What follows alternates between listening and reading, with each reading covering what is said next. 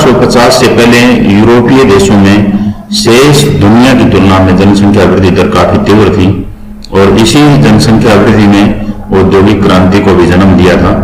अतः जनसंख्या वृद्धि किसी देश की आर्थिक प्रगति, सामाजिक उत्थान और राजनीतिक प्रगति का एक बहुत ही महत्वपूर्ण सूचकांक है।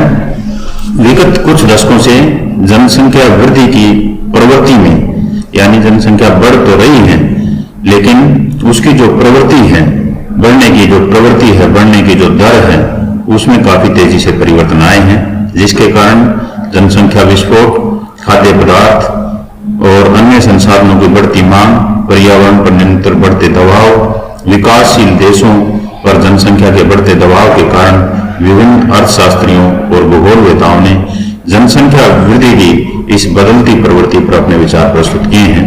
उनमें से माल्थस भी एक बहुत महत्वपूर्ण विचार प्रस्तुत करते हैं, जिसको हम माल्थस का जनसंख्या सिद्धांत कहते हैं। वे दुनिया के पहले व्यक्ति थे जिन्होंने 1798 में प्रकाशित अपनी an essay on principle of population नामक निबंध में एक और तो जनसंख्या की वृद्धि और जनसांख्यिकीय परिवर्तनों और दूसरी ओर सांस्कृतिक और आर्थिक परिवर्तनों का उल्लेख किया। इस निबंध के जरिए उन्होंने जनसंख्या में होने वाली वृद्धि का मानव पर, मनुष्य पर पड़ने वाले प्रभावों को समझाने का प्रयत्न किया है कि जनसंख्या वृद्धि की वजह से मानव पर क्या क्या प्रभाव पड़ते हैं। उन्होंने बताया कि जनसंख्या और संसाधनों के बीच गहरा संबंध है, परंतु माल्थस ने साधन शब्द के स्थान पर जीविका उपार्जन के साधन शब्द का प्रयोग किया है। तो इस स्टोरी में जहां भी जीविका उपार्जन के साधन लिखा हुआ है तो आपको ये समझना है कि वो संसाधनों के बारे में बात कर रहा है। माल्थस ने बताया कि जीवन स्तर और जनसंख्या में डायरेक्ट रिलेशनशिप है, यानी जीवन स्तर बढ़ने के साथ साथ जनसंख्या बढ़ती है और जीवन स्तर घटने के से जनसंख्या घटने लग जाती है। माल्थस के विचारों को एक आरेख द्वारा, एक चित्र द्वारा स्पष्ट किया जा सकता है, जिसको हम अभी दिखाएंगे, जिसमें जनसंख्या वृद्धि और कृषि उत्पादन के संबंधों के 3 चरण परिलक्षित होते हैं।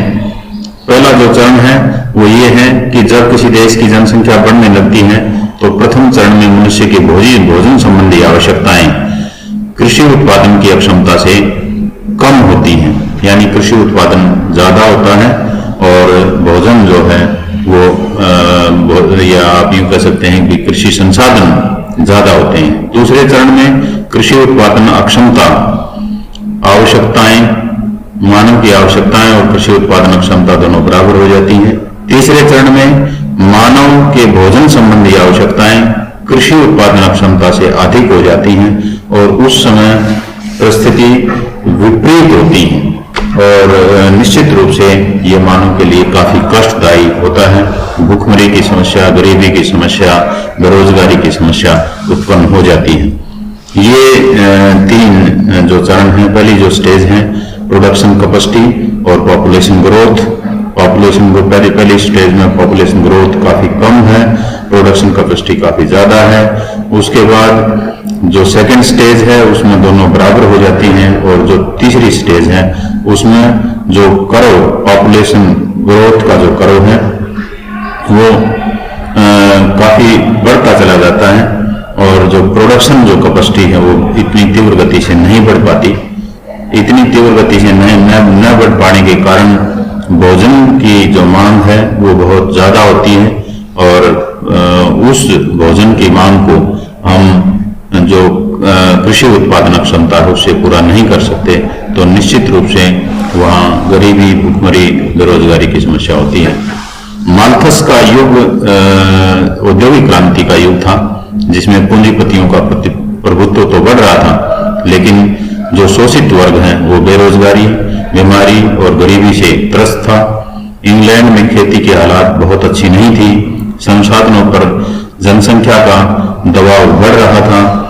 आयरलैंड में भयंकर अकाल और युद्धों के कारण हालात काफी खराब थे और माल्थस एक पादरी भी थे।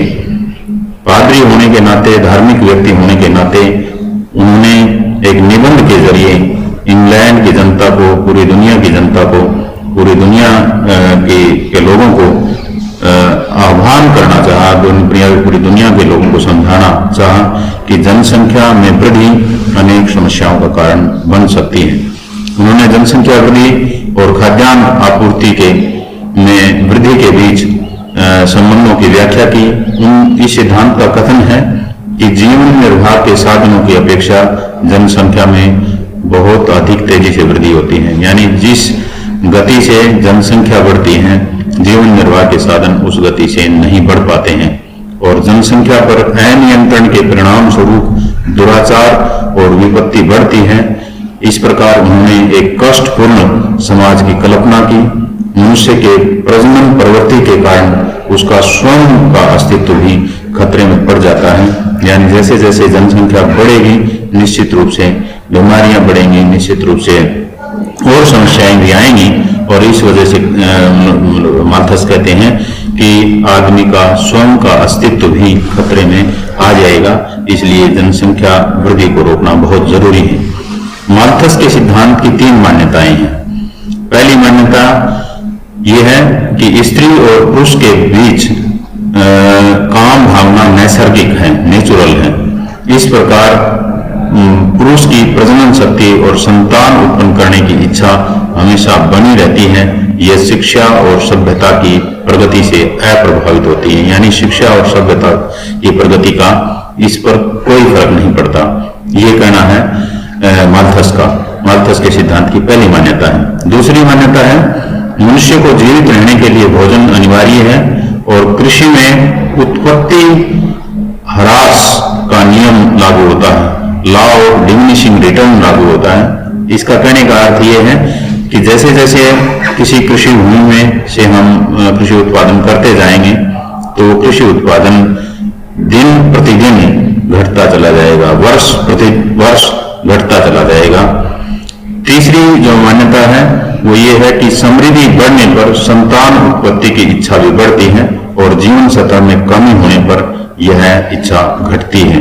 यानी जैसे जैसे व्यक्ति समृद्ध होता जाएगा उसके संतान उत्पन्न करने की इच्छा बढ़ती चली जाएगी। ये 3 मान्यताएं हैं। हालांकि ये तीनों मान्यताएं ही आज के युग में अगर हम देखें तो निश्चित रूप से हमें सही नहीं लगती और इसी आधार पर हम उसकी आलोचना भी करेंगे। हालांकि उस समय की जो परिस्थितियां थी, उस समय जिस प्रकार की परिस्थितियां थी, उस परिस्थितियों में माल्थस ने अपने सिद्धांत की इन मान्यताओं को लिया। माल्थस कहते हैं कि मानव में जनसंख्या बढ़ाने की अक्षमता बहुत अधिक है और इसकी तुलना में पृथ्वी पर मानव के लिए जीविका उपार्जन के साधन जुटाने की अक्षमता काफी कम है। जनसंख्या तो बढ़ा सकता है लेकिन जीविका उपार्जन के जो साधन हैं वो बढ़ाए नहीं जा सकते। यानी बढ़ाए तो जा सकते हैं लेकिन काफी कम गति से बढ़ाए जा सकते हैं। जिस गति से जनसंख्या बढ़ती है उस गति से नहीं बढ़ पाते। माल्थस के अनुसार किसी भी क्षेत्र में जनसंख्या की वृद्धि गुणोत्तर श्रेणी के अनुसार बढ़ती है, ज्योमेट्रिकल प्रोग्रेशन के हिसाब से बढ़ती है, जबकि जीविका उपार्जन के साधन समांतर श्रेणी के अनुसार बढ़ते हैं। अर्थमेटिक श्रेणी गणितीय प्रोग्रेशन गणितीय श्रेणी में के अनुसार बढ़ते हैं। ये ज्योमेट्रिकल प्रोग्रेशन और अर्थमेटिक प्रोग्रेशन क्या होते हैं? इनके अनुसार जनसंख्या की वृद्धि 1, 2, 3, 4, 8, 16, 32, 64, 128, 256 इस दर से बढ़ती है। ये है ज्योमेट्रिकल प्रोग्रेशन, यानी दुगनी होती चली जाएगी और इस दर से जनसंख्या 25 वर्षों में दुगनी हो जाएगी, अगले 25 वर्षों में फिर दुगनी हो जाएगी, अगले 25 वर्षों में फिर दुगनी हो जाएगी। जबकि जीविका उपार्जन के जो साधन हैं वो अंकगणितीय तरीके से बढ़ते हैं, 1, 2, 3, 4, 5, 6, 7, 8, 9 की दर से बढ़ते हैं। अतः शीघ्र ही जनसंख्या इतनी अधिक हो जाएगी कि उसका भरण पोषण लगभग असंभव हो जाता है। भूखमरी और कुपोषण होना अनिवार्य हो जाता है। ये माल्थस की थ्योरी है। जो पॉपुलेशन ग्रोथ है वो ज्योमेट्रिकल प्रोग्रेशन यानी 2, 4, 8, 16 की दर से बढ़ती है, जबकि फूड जो प्रोडक्शन है वो अर्थमेटिक प्रोग्रेशन है, 2, 4, 6, 8 या 1, 2, 3, 4 आप कह सकते हैं। इसका रिजल्ट क्या होगा? रिजल्ट होगा disequilibrium between population and food supply, यानी खाद्य संसाधन और जनसंख्या के बीच असंतुलन पैदा होगा, और उसको किस तरह से करेक्ट किया जा सकता है। कुछ पॉजिटिव चेक बताए उन्होंने और कुछ प्रिवेंटिव मेजर बताए उन्होंने, इनका आगे हम डिस्कस करेंगे। माल्थस के अनुसार प्रत्येक 25 वर्षों के बाद जनसंख्या दुगनी होगी और 2 शताब्दियों में जनसंख्या और भरण पोषण के साधनों में 256 और 9 का अंतर होगा, यानी जनसंख्या 256 गुना हो जाएगी 200 सालों में, और जो हमारे जीविकोपार्जन के साधन वो 9 गुना ही बढ़ पाएंगे। 3 शताब्दियों में यह अंतर 4096 और 13 का होगा, और 2000 वर्षों में यह अंतर लगभग अनिश्चित हो जाएगा, ऐसा मानना है माल्थस का। ये माल्थस की बेसिक थ्योरी है कि जो रिसोर्सेज हैं वो एक समान गति से बढ़ते हैं और पॉपुलेशन जो है वो बहुत तीव्र गति से बढ़ती है, ज्योमेट्रिकल प्रोग्रेशन से बढ़ती है, और जब रिसोर्सेज कम हो जाते हैं यानी पॉपुलेशन तीव्र गति से बढ़ते हुए रिसोर्सेज की तुलना में काफी अधिक हो जाती हैं, तो पॉइंट ऑफ क्राइसिस दिखाया गया है। पॉइंट ऑफ क्राइसिस यानी जहां मतलब जनसंख्या बहुत तीव्र गति से जनसंख्या रिसोर्सेज जीविकोपार्जन के साधनों में उन्नति, जीविकोपार्जन के जो साधन हैं उनकी वृद्धि की दर से काफी तीव्र गति से बढ़ने लगती हैं, तो पॉइंट ऑफ क्राइसिस आता है, और इस पॉइंट ऑफ क्राइसिस के बाद मानव जनसंख्या के लिए समस्याएं उत्पन्न होनी शुरू हो जाती हैं। माल्थस के अनुसार जनसंख्या और जीवन निर्वाह के साधनों में अंतर बढ़ता जाएगा। जीवन निर्वाह के साधनों पर मनुष्य का दबाव बढ़ता, मानव का दबाव, जनसंख्या का दबाव बढ़ता जाएगा। समाज अमीर और गरीब वर्गों में विभक्त हो जाएगा। पूंजीवादी अर्थव्यवस्था का आविर्भाव होगा। धनी जो लोग हैं वो पूंजी और धन का संचय करेंगे, गरीब और गरीब होते जाएंगे, और इस वजह से समस्याएं काफी बढ़ेंगी। माल्थस ने पूंजीवादी अर्थव्यवस्था का समर्थन किया है और उनका कथन है कि यदि पूंजी निर्धनों में वितरित कर दी जाएगी तो निश्चित रूप से पूंजी का निवेश नहीं होगा, इसलिए गरीब और गरीब होते चले जाएंगे। संसाधनों और जनसंख्या के बीच अंतर बढ़ता चला जाएगा, जिससे विपत्ति और निर्धनता अवश्यंभावी है, यानी समस्याएं उत्पन्न होनी शुरू हो जाएंगी। माल्थस ये कहते हैं, माल्थस का एक बहुत प्रसिद्ध कथन है कि प्रकृति की मेज कुछ गिने चुने अतिथियों के लिए बिछाई गई है, जो बिना बुलाए आते हैं उन्हें भूखा रहना पड़ता है। ये लगभग उसी तरफ इशारा कर रही है कि यहाँ अगर जनसंख्या तीव्र गति से बढ़ी तो निश्चित रूप से भूखमरी पैदा होगी। उन्होंने जनसंख्या नियंत्रण के 2 उपाय बताए। वो 2 उपाय, पहला उपाय है प्राकृतिक अवरोध, यानी प्रकृति अपने आप जनसंख्या को नियंत्रित करती है, ऐसा उनका मानना है। जनाधिक्य की स्थिति को संतुलन में लाने के लिए प्रकृति हमेशा क्रियाशील रहती है और विभिन्न आपदाओं के माध्यम से जनसंख्या को नियंत्रित करती है। माल्थस के अनुसार प्रकृति खाद्य सामग्री के अनुरूप ही जितनी खाद्य सामग्री है, जितना खाद्य संसाधन धरातल पर उपलब्ध है, उसी के हिसाब से जनसंख्या को अपने आप एडजस्ट कर लेती है, अपने आप जनसंख्या को समायोजित करती है, ऐसा माल्थस का मानना है। प्राकृतिक अवरोध के अंतर्गत अकाल, बीमारी, बाढ़, भूकंप, प्लेग, शिशु हत्या आदि अनेक दैवीय प्रकोप से जनसंख्या कम होने लगती है, क्योंकि इसमें जन्म दर की अपेक्षा मृत्यु दर बढ़ जाती है। इन सभी चीजों को प्राकृतिक अवरोध के अंतर्गत माल्थस मानते हैं। दूसरा जो उपाय बताया उन्होंने वो प्रतिबंधात्मक अवरोध बताए। प्राकृतिक नियंत्रण काफी कष्टदायक होते हैं, अकाल बाढ़ में काफी कष्ट होता है, इसलिए माल्थस का सुझाव है कि भी अगर प्राकृतिक आपदाओं से बचना है तो निश्चित रूप से मनुष्य को अपने विवेक से कृत्रिम अवरोध अपनाने चाहिए। देरी से विवाह, ब्रह्मचर्य, आत्म संयम, सतीत्व, विवेकशीलता के बारे में उन्होंने बताया। इन उपायों को अपनाकर निश्चित रूप से जनसंख्या को काफी कम किया जा सकता है, क्योंकि वो एक पादरी थे और पादरी होने के कारण नैतिकता और आत्म संयम पर ज्यादा जोर देते हैं। कृत्रिम और गर्भपात के विषय के रूप में जो परिवार नियोजन के उपाय हैं उनके बारे में बहुत कुछ वो नहीं कहते हैं। माल्थस के जनसंख्या सिद्धांत की आलोचना बहुत सारे जो विद्वान थे, बहुत सारे अर्थशास्त्री और भूगोलवेताओं ने इस माल्थस के सिद्धांत की आलोचना भी की। यह सिद्धांत तत्कालीन परिस्थितियों में व्याप्त सामाजिक और धार्मिक मान्यताओं के प्रतिकूल था, जिससे इसके अनेक विद्वानों ने आलोचना का शिकार होना, इस सिद्धांत को आलोचना का शिकार होना पड़ा। निकलसन कहते हैं कि माल्थस ने मानव जाति के भविष्य के स्वरूप संबंधी विश्वासों को बदल दिया। यानी निकलसन का कहने का अर्थ यह है कि मानव जाति के विकास पर एक क्वेश्चन मार्क ये लगाते हैं।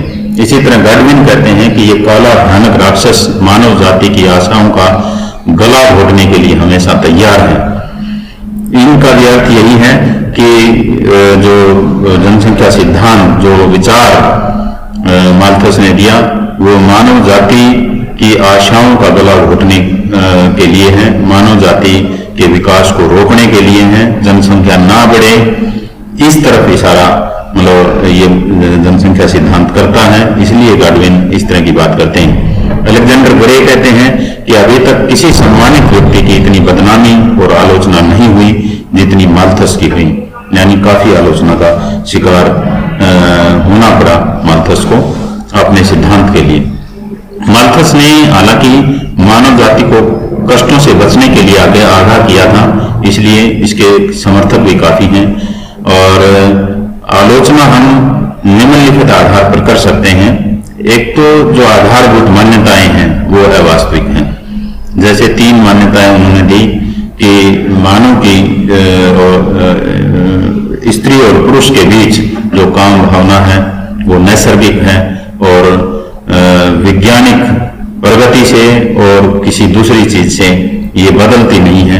ऐसा नहीं है, शिक्षा से बदलती नहीं है। जैसे जैसे आदमी शिक्षित हुआ है वो विचारधारा जो है वो विचारधारा वास्तव में बदलती है और बदली है। आज हम देख रहे हैं अनुभव के विपरीत है। अनुभव के विपरीत कहने का अर्थ यह है कि जैसा उन्होंने बताया कि जनसंख्या बहुत तीव्र गति से बढ़ेगी और जो जीविका उपार्जन के साधन में उतनी प्रगति नहीं होगी, ये भी मतलब सत्य प्रतीत नहीं होता। क्योंकि जिस हिसाब से इन्होंने बताया था कि 200 वर्षों में वो 256 गुना हो जाएगी, लेकिन ऐसा हुआ नहीं। ये अनुभव के विपरीत दिखाई देता है, बल्कि जीविका उपार्जन के साधन वैज्ञानिक तरक्की से और औद्योगिक विकास से और नए बीजों और खाद, नई उर्वरक या नई कृषि जो तकनीक है उनकी वजह से काफी तीव्र गति से कृषि के संसाधनों में बढ़ोतरी हुई है। इसी तरह से तीसरी भी लगभग आलोचना, तीसरे नंबर पर जो आलोचना है वो कृषि में उत्पत्ति ह्रास नियम की मान्यता जो है वो दोषपूर्ण दिखाई देती है। माल्थस कहते हैं कि कृषि भूमि में अगर हम लगातार उत्पादन करते जाएं तो उत्पादन जो क्षमता है वो कृषि उत्पादन क्षमता हो काफी कम होती चली जाती है। ऐसा नहीं है, क्योंकि ये वैज्ञानिक युग है। आज के वैज्ञानिक युग में होने वाली जो प्रगति है, कृषि क्षेत्र में प्रगति है, जो उर्वरकों का प्रयोग करके हम उस ह्रास के नियम को बदल सकते हैं, इस बात की तरफ भी माल्थस ने कोई ध्यान नहीं दिया कि आने वाले समय में कृषि के क्षेत्र में इतनी प्रगति होगी कि कृषि उत्पत्ति ह्रास का नियम असत्य प्रतीत होगा। और वास्तव में आज असत्य प्रतीत हो रहा है। सिद्धांत का गणितीय जो स्वरूप है वो भी अवास्तविक है कि माल्थस का ये कहना कि जनसंख्या जो है वो ज्यामितीय तरीके से बढ़ती है और जीविका उपार्जन के साधन वो अंकगणितीय तरीके से बढ़ते हैं, ऐसा नहीं है। ये हम पहले भी डिस्कस कर चुके हैं। केवल जनसंख्या ही, अति जनसंख्या, अत्यधिक जनसंख्या ही प्राकृतिक आपदाओं का कारण नहीं है। ये भी मतलब माल्थस के सिद्धांत की आलोचना है कि अधिक जनसंख्या की वजह से ही प्राकृतिक आपदाएं नहीं आती। प्राकृतिक आपदाओं के पीछे कुछ प्राकृतिक कारण भी होते हैं। अकेली अधिक जनसंख्या प्राकृतिक आपदाओं का कारण नहीं बनती। छठे नंबर पर हम ये कह सकते हैं कि जनसंख्या वृद्धि केवल उच्च जन्म दर से नहीं होती, उसके पीछे बहुत सारे और कारण भी होते हैं। जनसंख्या वृद्धि कम होती मृत्यु दर की वजह से भी बढ़ती है अनेक जो स्वास्थ्य सुविधाएं उपलब्ध हो जाती हैं, अनेक जो औद्योगिक विकास होता है, नगरीकरण होता है, और बहुत सारे जनसंख्या वृद्धि के कारण हैं जिनकी वजह से जनसंख्या बढ़ती है। अकेली उच्च जन्म दर से हम यूं नहीं कह सकते कि वे जनसंख्या बढ़ेगी। नए क्षेत्रों के पूर्वानुमान में असफल रहे वो। 1798 में उन्होंने अपना सिद्धांत ये दिया। उस समय हो सकता है कि वहां जनसंख्या के लिए जो संसाधन थे वो पर्याप्त मात्रा में उपलब्ध नहीं थे, लेकिन पिछले 200-300 वर्षों में बहुत ज्यादा पिछले 200 वर्षों में संसाधनों के उपयोगिता में बहुत ज्यादा प्रगति हुई है, और नए नए संसाधनों को, चाहे वो खनिज संसाधन हैं, चाहे वो आर्थिक संसाधन हैं, चाहे मानवीय संसाधन हैं, उनका बहुत ज्यादा प्रयोग हुआ है और जनसंख्या भी बढ़ी है। लेकिन संसाधनों के बढ़ने की वजह से असंतुलन की स्थिति, जितनी असंतुलन की स्थिति का अनुमान माल्थस ने लगाया था, वो इतना असंतुलन या इतना अंतर उसमें दिखाई नहीं देता। जनसंख्या के गुणात्मक पक्ष की अवहेलना की, गुणात्मक पक्ष की अवहेलना की। कई विद्वान ये कहते हैं कि कोई भी व्यक्ति जब पैदा होता है तो वो सिर्फ एक पेट लेकर पैदा नहीं होता, बल्कि वो 2 हाथ और एक दिमाग लेकर भी पैदा होता है। यानी उसके गुणात्मक पक्ष की अवहेलना की गई इस सिद्धांत में कि वो अपनी बुद्धि के बल पर, अपने वैज्ञानिक सोच के बल पर काफी अधिक विकास कर सकता है, काफी अधिक जीविका उपार्जन के साधन अर्जित कर सकता है, काफी अधिक जो जीविका उपार्जन के साधनों का विकास कर सकता है। इस बात की माल्थस ने अवहेलना की। इसी तरह से जनसंख्या वृद्धि और खाद्य आपूर्ति के बीच जो संबंध है वो भी काफी कमजोर दिखाई देता है।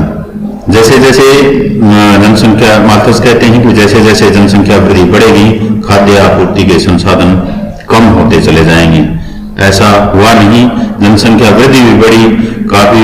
उसी हिसाब से मानव ने अपनी वैज्ञानिक सोच से और कृषि तकनीकों के माध्यम से खाद्य आपूर्ति के संसाधनों को भी जुटाया है। 10वें नंबर पर जनसंख्या वृद्धि के लिए केवल निर्धन उत्तरदायी नहीं है। माल्थस ये कहते हैं कि भी जैसे जैसे निर्धनता बढ़ेगी, निश्चित रूप से जनसंख्या भी बढ़ेगी। तो जनसंख्या वृद्धि के लिए सिर्फ हम ये कहें कि भी गरीब लोग ही उत्तरदायी हैं, ऐसा नहीं है। कृत्रिम अवरोधों की अनदेखी की।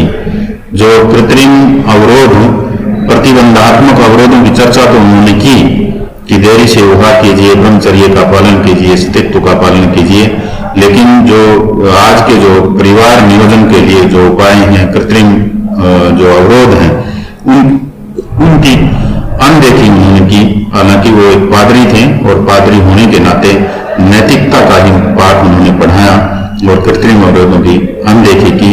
हालांकि उन कृत्रिम अवरोधों की वजह से ही बहुत सारे जो विकसित देश हैं, उन देशों की जनसंख्या को हम कम करने में काफी हद तक सफल हुए हैं। प्रस्तुत किए। धन्यवाद।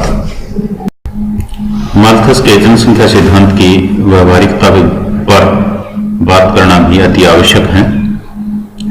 माल्थस के सिद्धांत की काफी आलोचना हुई, लेकिन इस आलोचना के आधार पर हम ये नहीं कह सकते कि माल्थस का सिद्धांत बिल्कुल भी व्यवहारिक नहीं है।